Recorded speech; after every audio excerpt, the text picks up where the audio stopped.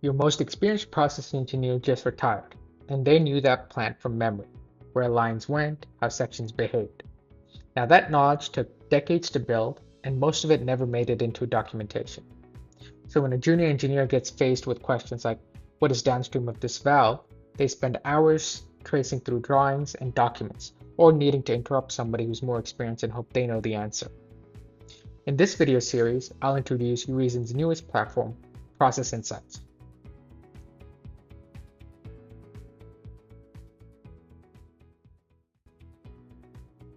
Process Insights takes DXB-compliant P&ID exports, such as the XML and the SVG files generated by tools like Aveva, turning them into a live, queryable representation of the plant.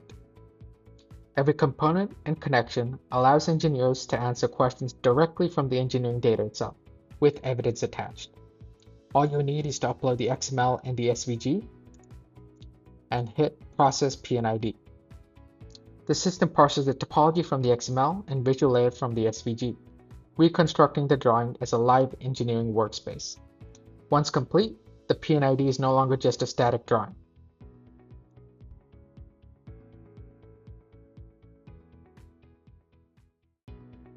Here we find ourselves in the Diagram View tab. Visually, the drawing looks identical as it was authored with the same symbols, tags, and pipe routing.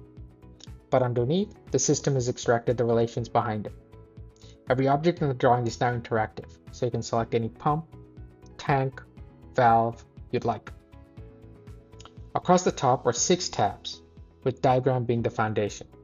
The others, such as trace, FMEA, bowtie, docs, and Ask AI, each cover a different capability within Process Insights. In the coming series of videos, we'll take a deep dive into what each has to offer.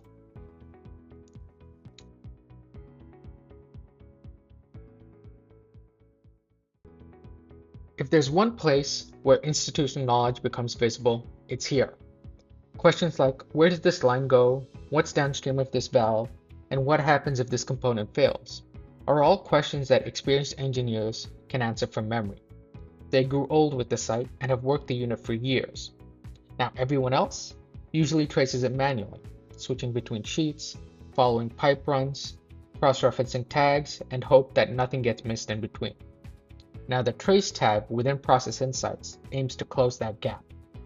With a component selected, the system runs analysis directly against the graph extracted from the P&ID.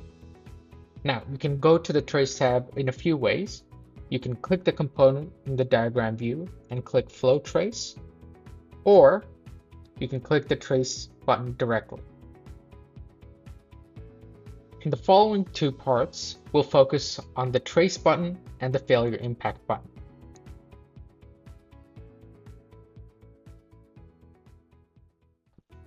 In this video, we'll focus on the Trace button. A user can select a component, for example, this heat exchanger H1007, and the system traces the full upstream and downstream paths automatically. So once you click Trace, you can zoom in a bit more and you can see a clear delineation of the upstream part being the pump P4711 to the left, and everything upstream is the valve HV4750 and the tank T4750. The route appears in the side panel and the components highlight live on the drawing as you step through it. You can see immediately where the flow originates, where it travels, and what equipment sits along that route. Now you can do the same thing for, say, a valve. So we'll take this ball valve, 73KH12, hit Trace, and repeat the process. As you can see, you now have the pump P4712 as downstream, and the 2 valves, 1 swing check, 1 butterfly, and the tank as upstream.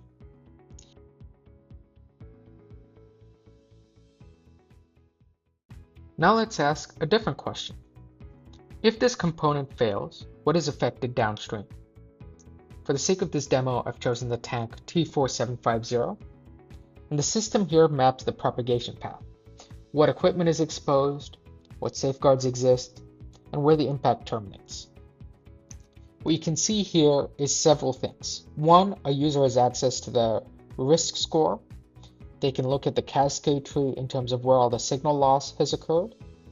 You can also look at the isolation steps a user might need to take, for example, closing different valves, how it's operated, whether it's actuated or manually operated, and whatever their fail to close or fail to open position might be. They also have access to what safeguards might exist. And now in this case, you know that there's no bypass around the actual tank. You can also get an LLM summary in terms of a step-by-step approach of what our engineer might have to do to mitigate the risks of this tank failure. So, same drawing, different operational questions, same near instant answer. And the important point is not just speed. It's that any engineer can do this on any component without depending on the one person who already knows the answer. The experienced engineer's knowledge is no longer trapped in memory and is no longer the bottleneck. Join us in the next video where the component level workflow allows us to step into the world of FMEAs and bow ties.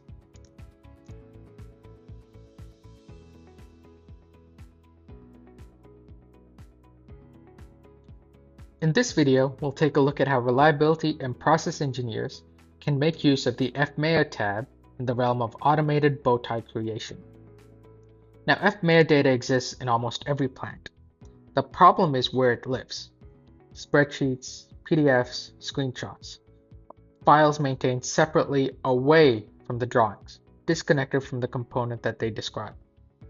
The FMEA tab changes that.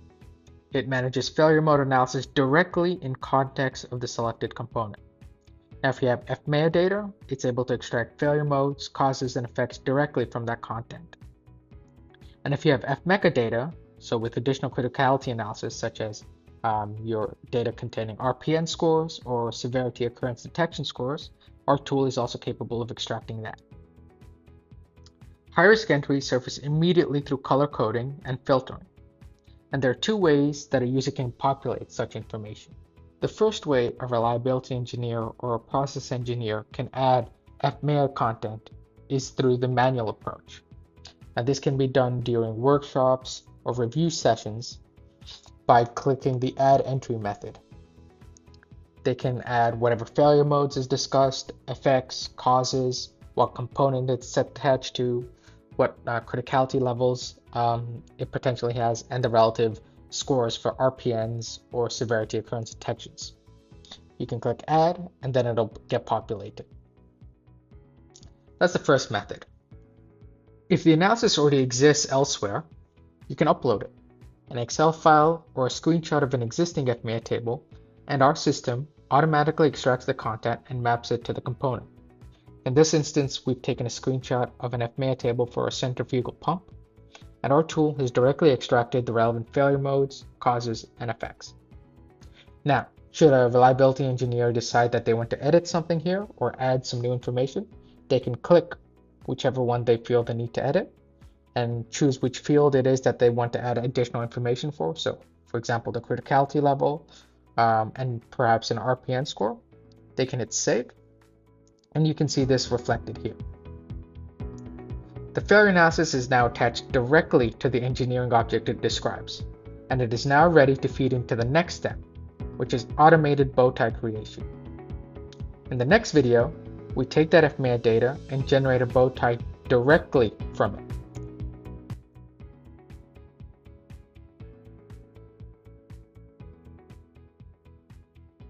Building a bow tie manually from FMEA data takes hours, sometimes days. You're cross-referencing causes, mapping barriers, checking consequences, all while ensuring nothing is missed in the process. All of this hassle can be mitigated with the FMEA attached to the component. Process Insights generates a structured bow tie automatically, and you can link it to your data streams in APM to make them live. Now, there are two generation modes. Faithful generates the bow tie strictly from your FMEA data, no additions, no assumptions. Now, using this toggle button goes further. The system uses process safety knowledge to suggest controls and barriers beyond what the FMEA explicitly contains. Faithful is the recommended starting point. AI Gen is useful when you want more complex first draft to work from. Once a bow tie has been generated, it can be edited in the following methods. You can delete nodes by hovering over whatever LLM content was extracted and hit the X mark.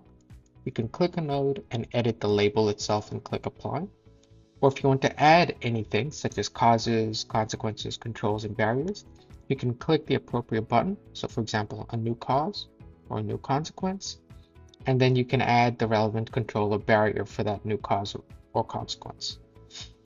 Once you've made all your edits, you can hit save, and you can say what exactly it was that was edited, and this can be kept for version control. One of the other ways that you can use AI is to command click any of these causes and consequences and have a suggestion for either controls or barriers. In this case, I've just selected pump cavitation and I've reduced the count to 1.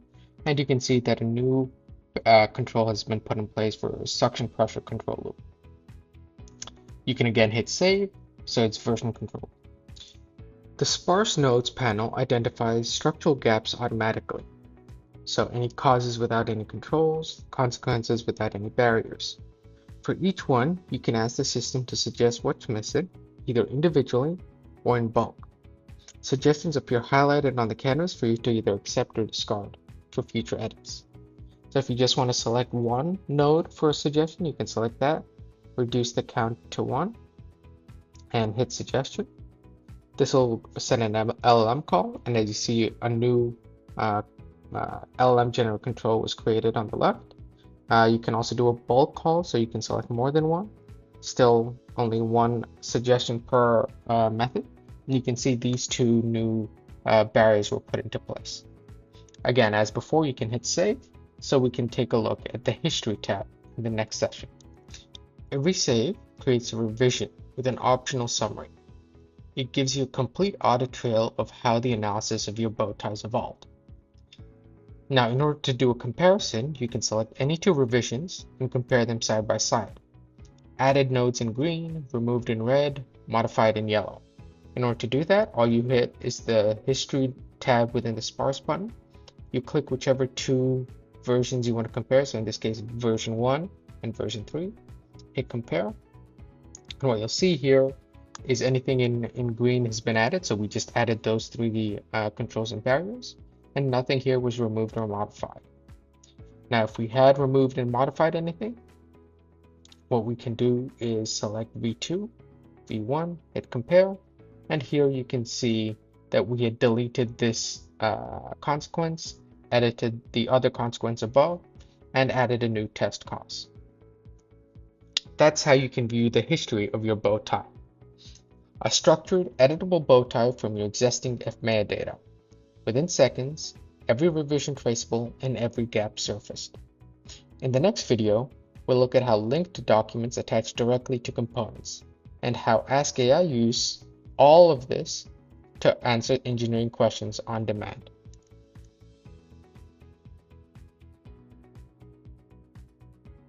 Every component in a plant has supporting documentation, data sheets, maintenance records, manuals, and much more.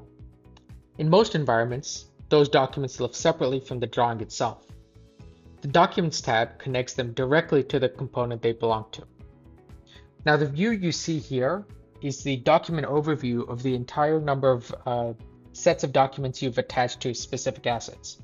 So in this case, you have, let's say, 38 assets, and you've attached 2 pieces of documentation for them. The examples in this case are a manual for the heat exchanger H1007 and FMEA content for the pump P4711.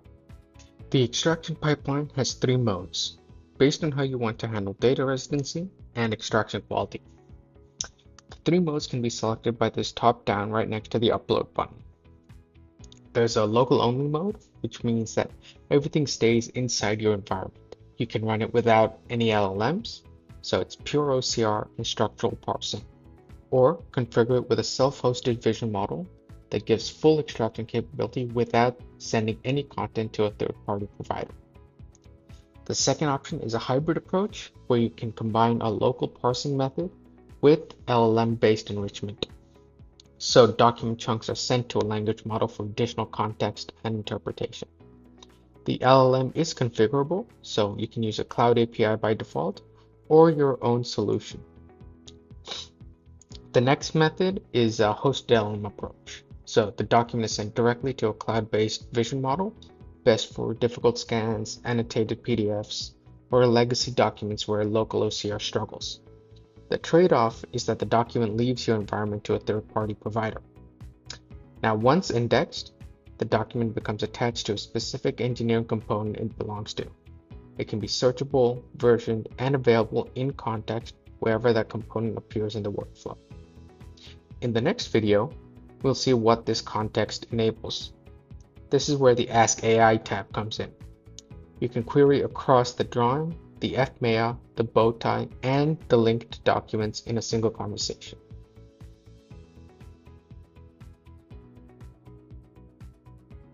This is where the time saving shows up. Planning a maintenance activity normally means pulling P&IDs, FMEAs, manuals, historical reports all into one place before you can even begin.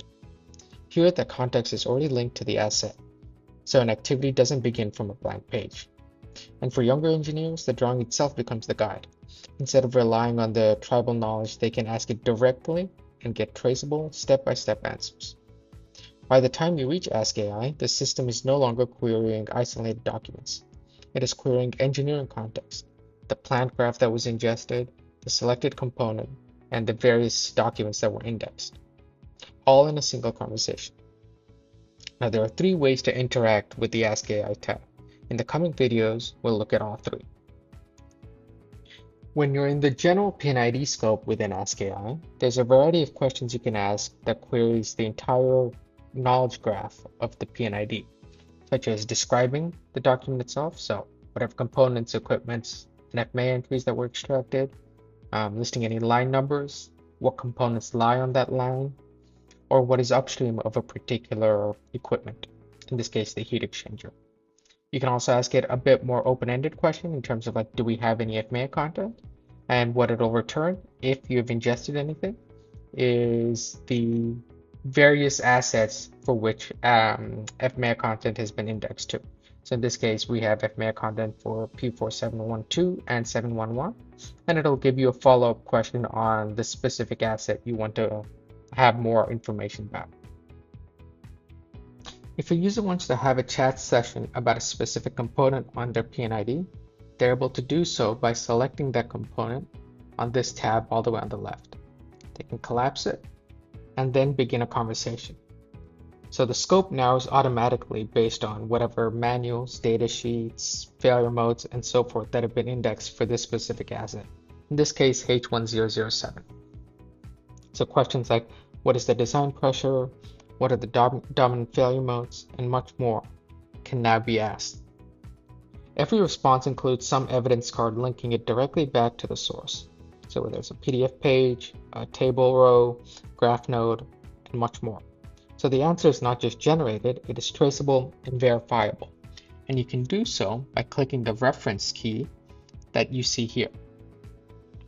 When you click it, it opens up an evidence viewer page and highlights the specific area or the chunk it used to get that information. You can also ask other questions like give me the installation instructions for diaphragm seals, hit the reference for that, and then you can see where it got that information from. In the next video, we'll focus on the visual questions that can be asked. Not every engineering question is purely based on text. Some information lives inside a figure or table. In order to make use of such information, there are 2 ways.